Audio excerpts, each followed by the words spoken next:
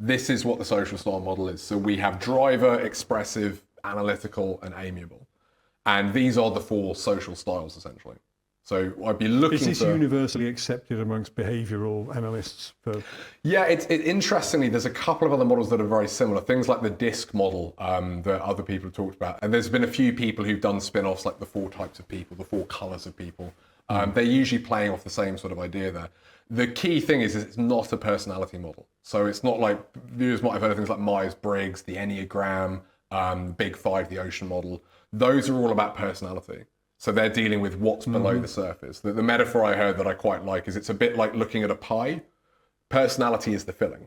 Social styles doesn't tell you about the filling. It just tells you about what's on the outside. Is this puff pastry? Is it short crust? Right. So it's important to recognize, although we have these names and we might tend to think, oh, a driver would be very determined and impatient, and an amiable might be lovely and friendly and chatty, not to pigeonhole and stereotype and assume that because we're seeing these behaviors, that means something about their personality. So that's also its power in the clinic, because it means it's much more simple. I'm quite a big fan of things like Enneagram and Myers-Briggs for personal development. I think that's really useful for understanding yourself.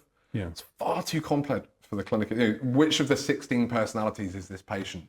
You'd have to chat to them for hours to get a sense of that, and even then you wouldn't always know. And I suspect that our audience isn't going to be terribly interested in Myers-Briggs. They might be interested in Myers-Briggs, but actually what they really want is to know, how do we get the best out of our patients? Exactly. Yeah. Is this person somebody who's who's thinking or perceiving? It's not really going to help there. But how do I build rapport with this patient? That's what the social style model is all about.